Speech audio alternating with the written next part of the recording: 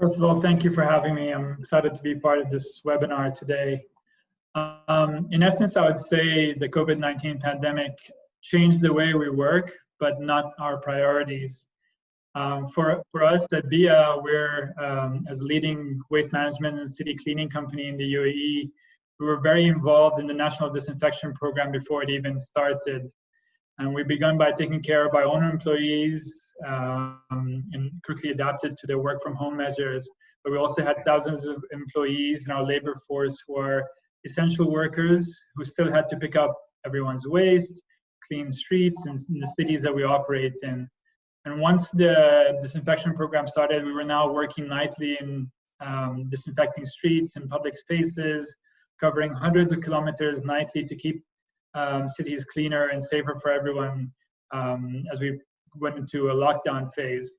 From a marketing department point of view, we suddenly had to do a lot of things simultaneously. Usually in marketing, you have a calendar to follow month by month, and you know, your plans are set way in advance. Now we were suddenly having to change plans day by day. So the speed that we had to work in and the agility we had to show really changed the game for us, and things were harder in terms of filming and documenting everything going on. But the best part I would say is that we had a lot to say because we had a lot to do. So we weren't having to try and manufacture relevancy like a lot of brands did. We genuinely had stories that were relevant and powerful to say on social media and our various channels. So I think we did a decent job of presenting the organization as a best practice in terms of being a role model for how we can be agile and adapt to a situation like the pandemic. I would say the answer is through content that is relatable and shareable, that humanizes the brand. So for us, again, like I said, we were lucky to play a significant role in helping out in the current situation. So it was actually easier for us to show our purpose and what we stand for, which is a sustainable quality of life for everyone. Our preferred method of delivering high quality experience, because we're not a consumer brand that you can touch and feel, especially during these times of social distancing, is really through storytelling, through high quality video content. So we leverage many different styles of filmmaking during this period, such as like documentary style videos and informative style videos that had helpful tips and showed what we were doing during this time. But what worked really best for us to connect with people were emotional videos as well as fun videos, I would say. When we wanted to highlight our frontline workers and the others who were risking their safety for the public, we used obviously an emotional approach, which worked really well and resonated with the public. And something that was a bit unusual for us is that we developed a fun video that was uplifting and inspired by all the viral videos that we saw. And we ourselves had fun even making it. And that's not usually our chosen style. But we felt like during this time when everything is negative and doom and gloom, it kind of helped to have something that was relevant and sensitive to the situation, but still positive and uplifting. So video has really been our go-to for delivering this experience from afar, so as people can still feel part of our journey and our story. Yeah, so I think, Alex, what makes our brand complex is that it's not visible on a shelf or on a store for you to experience and feel and touch. So the most visible application of our brand is on our waste collection trucks, on our recycling bins, which is kind of makes it hard for our audience to see us beyond waste, us as waste collectors. This is why another reason why we focus on video content to really bring them into our story and our purpose, because a lot of what we do is so behind the scenes. The other thing that we've done traditionally is, focus on, we participate in a lot of events, which we now obviously have to change sort of our strategy there into more virtual event experiences. But in both cases, it's just another way of creating an experience, whether it's a physical stand or a virtual environment, to help connect with our visitors and help them experience the brand in a different way. I think the most interesting example of us creating an immersive experience for our audience has been through our new headquarter building that will be completed early next year, and it'll be a green net zero energy building powered completely by renewable energy and integrated with artificial intelligence. So we're calling it the office of the future. The building will be something really out of a sci-fi movie where employees and visitors will be able to interact with the building through voice and facial recognition and other ways.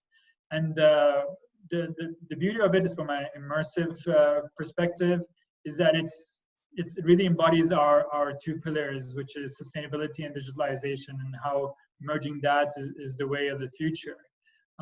So the building kind of conveys that, and even though it's not ready, we've already kind of used it in a way to convey this through high quality rendered videos, through a VR experience that we showcased at GITEX, to almost have people experience the building before it's even ready, before people can actually walk into it.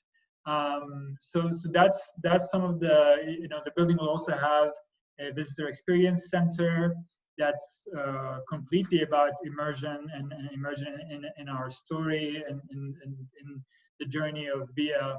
And there's a lot of examples I can give you about how the building will function as that and give different experiences to visitors and employees. But for the sake of time, I'll end my answer there. Yeah, I think my panelists will agree with me that creativity in marketing is non-negotiable. It's absolutely vital. So Bia, my team, and I constantly have to think out of the box and find creative approaches. Because I know I've said it now multiple times, but really not being a consumer-facing brand makes it much more complicated in how we create those experiences and connections. But we impact millions of people's lives through the services that we provide and everything. So we try to learn from other brands and whoever we think are the best storytellers, so that we can do that and do it in our content that we create. The thing is also, we work in a very traditional industry. There's really two dominant approaches in our field. Brands either go with the dry, corporate, boring approach, or there's a lot of NGOs who are sort of preaching the world is ending and doom and gloom, and so they mean well, but they try to inspire action through fear. We really try to do our best to be messengers of hope and creative storytellers to inspire our audiences towards what we think is a brighter and better future. So just doing things differently from others around you in your own sort of ecosystem, that's already sort of the first step towards creativity in our minds. I think managing a budget is a balancing act, as I'm sure my co-panelists will agree. I'm not sure if I can quantify exactly how much of my budget I can say I've set aside for brand experiences, but I know as a trend, that is something that's been increasing significantly year on year. So, managing a mix between traditional and digital experiences that help us tell our story with impact and creativity, like we said in the previous question. Another example that I mentioned earlier was the VR experiences that we created for our building that's not yet ready. We're also creating virtual tours of our recycling facilities, which are these big industrial plants. And it's hard to go there and visit them and go from one plant to another. We do it, but we can't do it for everyone. For example, we can't do it for kids, and we get requests all the time from schools to do school trips to see recycling plants in progress. But it's from a health and safety perspective, that's difficult. So that's what we're really excited about with our visitor center that will be ready early next year in our new headquarters, is that we're going to be able to have this virtual tour for the kids in schools that's safe, that's controlled, in a controlled environment. They don't have to worry about sweat and dust and all the different conditions. And so trying to definitely spend more and more on those kind of experiences, and maybe one day, once we're back to holding events and participating in events, we'll be doing a lot more of those kind of immersive experiences. I did some research for this webinar, and I found an interesting study that showed that CMOs are expected to now set aside anywhere between 21 to 50% of their budget towards brand experiences. I think that's a future forecast, and I was glad to see that that study showed that here in Asia, including the Middle East, was already spending almost 31% of that budget on immersive and interactive technologies like virtual reality, compared to North America, where they're spending 9%, and in Europe, where they're spending 7%. So definitely trending in this region, maybe more so in Asia, but I'm sure it's also here in the Middle East, moving and adopting some of that. That we're definitely trending in that direction, and in the right direction, and being early adopters. So I think the future, especially in post-COVID-19 and sort of this new normal, I think the answer is something maybe I would not have expected a while ago, but I think it is trending in that way even before the pandemic, which is through immersive, contactless, and frictionless digital experiences, whether it's in retail experiences or entertainment experiences like my fellow panelists. I think creating those kind of immersive experiences that are, again, not through touch and feel, but through still some sort of sensory experiences, is part of the future. And I think AI is also something we've started incorporating as well. I think that's something that helps us to optimize content. We're only starting to test it and scratch the surface of it now, but in the future it will help us sort of optimize and curate that content and provide customized experiences.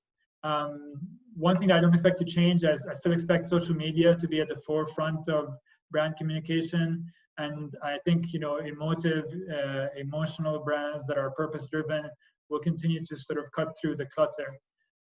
People want brands who share their values, improves their lives, contribute to communities, and respond to their needs. So I still think that kind of emotional storytelling through social media will be the #1 medium, but I think AI and frictionless, immersive digital experiences are the new future tools that we'll be using in marketing.